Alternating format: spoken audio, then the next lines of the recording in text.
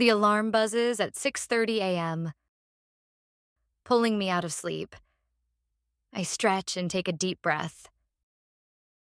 A new day, a new challenge. Teaching isn't just a job, it's a responsibility. And every morning I remind myself why I chose this path. After a quick shower and a cup of coffee, I grab my bag and head out the door. My lesson plans are ready, my mind is set, and my goal is clear. By 7:45 a.m., I arrive at school. I walk through the quiet hallways, unlocking my classroom and setting up for the first lesson. The whiteboard needs cleaning, the markers need checking, and my desk needs organizing. Before class begins, I review my schedule. I scan through my lesson plan one last time, making sure everything flows logically. At 8 a.m., the school bell rings. I stand at the front of the classroom, ready to guide my students through another day of learning. The first class is about creative writing. I introduce the topic, explain the objectives, and watch as students begin to brainstorm. Some write eagerly, while others hesitate. I walk around, offering encouragement, correcting grammar, and suggesting ideas. Between lessons, I take a few minutes to prepare for the next class. By 10:30 a.m., it's time for my second class, literature analysis.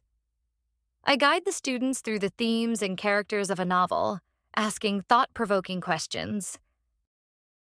I observe their reactions, noting who engages and who struggles.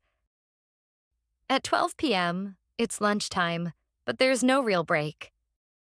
I eat quickly while checking emails, reviewing student work, and preparing for an afternoon meeting. Time management is essential. The meeting at 12:45 p.m. focuses on student progress, upcoming events, and curriculum adjustments. I take notes, share insights, and listen to feedback from colleagues. By 2 p.m., it's time for my last lesson, public speaking skills. I introduce the basics: eye contact, clear voice, and confident body language. To make it practical, I ask students to give a short 1-minute speech on a simple topic. Some speak naturally, while others hesitate, but I encourage them to keep going. I provide feedback, helping them improve their delivery and reduce nervousness. Speaking with confidence is a skill that takes practice. As the lesson ends, I remind them, your voice matters. Use it well. By 5 p.m., I gather my things and head home, exhausted but fulfilled. Once I arrive, I take a moment to unwind. A cup of tea, a deep breath, a moment of silence. After dinner, I review tomorrow's lessons, adjust activities, and read articles on new teaching strategies. A good teacher never stops learning. Before bed, I reflect on the day. The challenges, the small victories, the moments of connection. Teaching is more than a profession. It's a journey of growth, both for my students and for me. As I set my alarm for another early morning, I smile. Tomorrow is another chance to make a difference. Let's learn some new interesting words to improve your English. Number 1. Flow. Flow means move smoothly in one direction. Example: the river flows under the bridge. Number 2. Logically. Logically means in a way that makes sense and follows clear reasoning. Example: she logically solved the math problem step by step.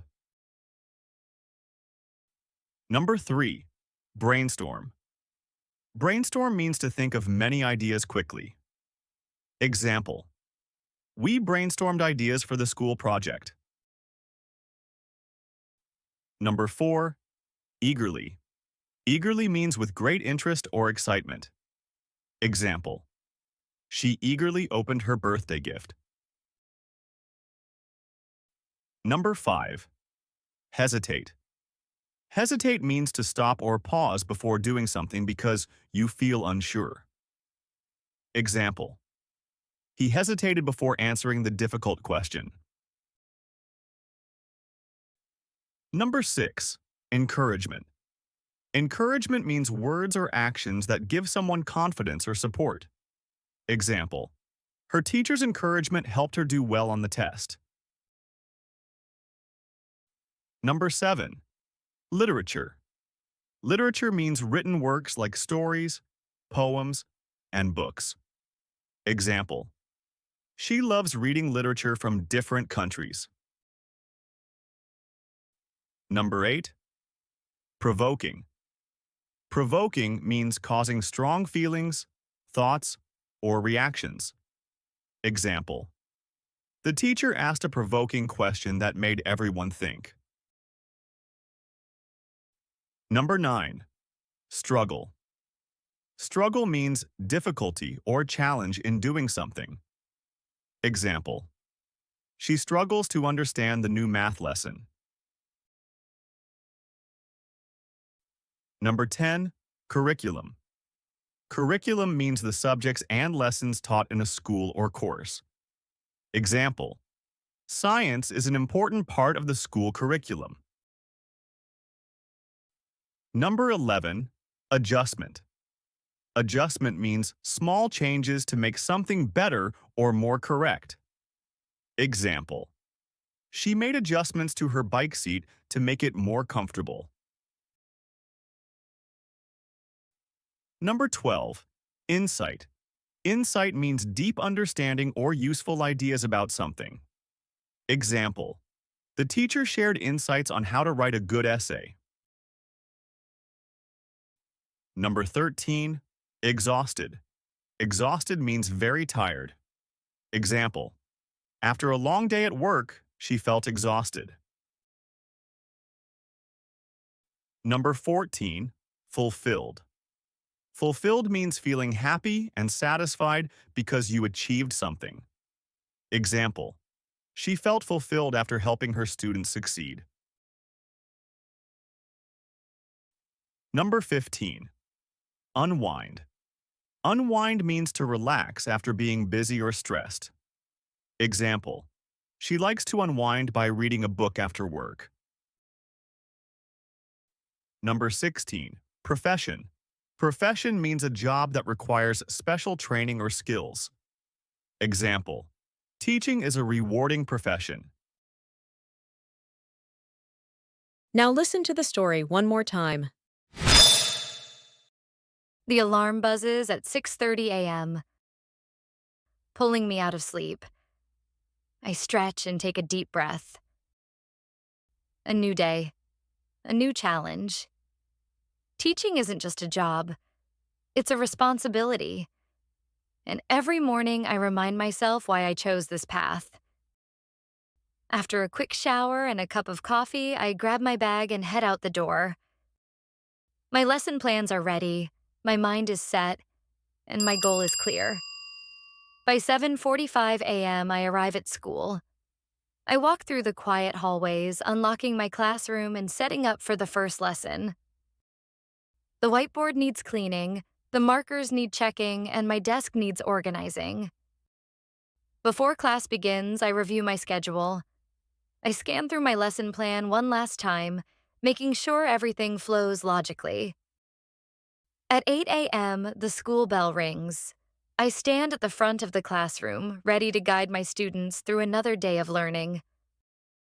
The first class is about creative writing. I introduce the topic, explain the objectives, and watch as students begin to brainstorm. Some write eagerly, while others hesitate. I walk around, offering encouragement, correcting grammar, and suggesting ideas. Between lessons, I take a few minutes to prepare for the next class. By 10:30 a.m., it's time for my second class, literature analysis. I guide the students through the themes and characters of a novel, asking thought-provoking questions. I observe their reactions, noting who engages and who struggles.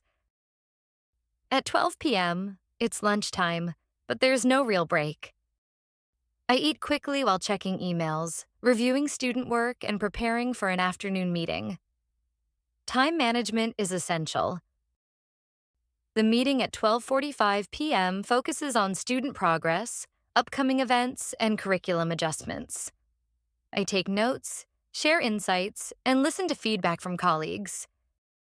By 2 p.m., it's time for my last lesson: public speaking skills.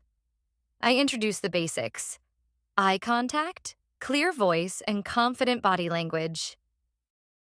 To make it practical, I ask students to give a short 1-minute speech on a simple topic. Some speak naturally, while others hesitate, but I encourage them to keep going. I provide feedback, helping them improve their delivery and reduce nervousness. Speaking with confidence is a skill that takes practice. As the lesson ends, I remind them, your voice matters. Use it well. By 5 p.m., I gather my things and head home, exhausted but fulfilled. Once I arrive, I take a moment to unwind. A cup of tea, a deep breath, a moment of silence. After dinner, I review tomorrow's lessons, adjust activities, and read articles on new teaching strategies. A good teacher never stops learning. Before bed, I reflect on the day. The challenges, the small victories, the moments of connection. Teaching is more than a profession. It's a journey of growth, both for my students and for me. As I set my alarm for another early morning, I smile. Tomorrow is another chance to make a difference. Thank you so much for watching this video. I hope you found it helpful and enjoyable. If you liked this video, please give it a thumbs up, and don't forget to subscribe to the channel if you haven't already. Also, hit the bell icon so you get notified every time I upload a new lesson. Keep learning and see you soon.